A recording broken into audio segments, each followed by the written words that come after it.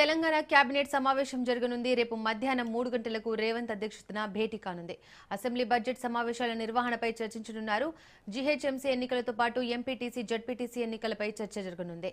రైతు భరోసా నిధుల విడుదలపై నిర్ణయం తీసుకునే అవకాశం ఉంది. మెట్రో తొలి దశ టేక్ ఓవర్ పైన చర్చించనుంది.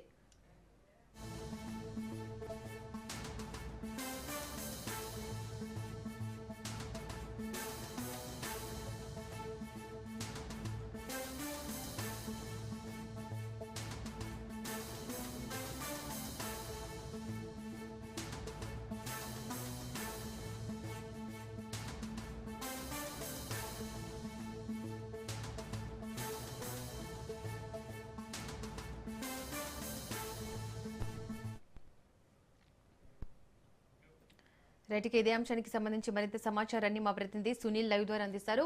సునీల్, రేపు తెలంగాణ ఏ అంశాలు చర్చకు వచ్చే అవకాశం ఉంది?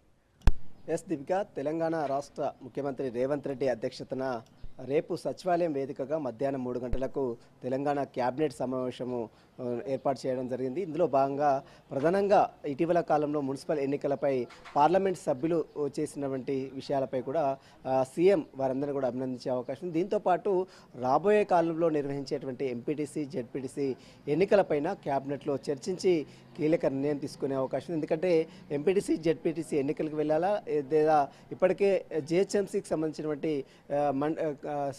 ఎన్నికలకు వెళ్ళాలా అన్న విషయాలపై కూడా ఒక క్లారిటీ కూడా వచ్చే అవకాశం. దీంతోపాటు రైతు భరోసా నిధులు విడుదలకు సంబంధించిన విషయంలో ఇప్పటికే చాలా ఆరోపణలు వినపడుతున్నాయి కాబట్టి వాటికి సంబంధించిన దానిపై కూడా క్యాబినెట్లో చర్చించి రైతు భరోసా నిధులు ఎప్పుడు ఎన్ని దఫాలుగా విడుదల చేయాలన్న అంశాలపై కూడా క్యాబినెట్లో చర్చించి కీలక నిర్ణయాలు కూడా తీసుకునే అవకాశం ఉంది. దీంతోపాటు మెట్రో రైల్ టేక్ ఓవర్ సంబంధించినటువంటి మొదటి దశ మెట్రో రైల్ ప్రాజెక్ట్ని ఎల్ఎన్టీ సంస్థ నుంచి ఇప్పటికే తెలంగాణ రాష్ట్ర ప్రభుత్వము టేక్ ఓవర్ చేసింది కాబట్టి ఆ టేక్ ఓవర్ సంబంధించినటువంటి అంశాలు ఇప్పటికే 13,000 కోట్ల బకాయిలకు సంబంధించిన నిధుల విడుదలకు సంబంధించిన అంశాలతో పాటు మరోవైపు ఈక్విటీ కింద దాదాపు 2,000 కోట్లు చెల్లించాలి కాబట్టి వాటికి సంబంధించిన విషయాలపై కూడా పూర్తిగా చర్చించే అవకాశం ఉంది. దీంతో పాటు మూసీకి సంబంధించిన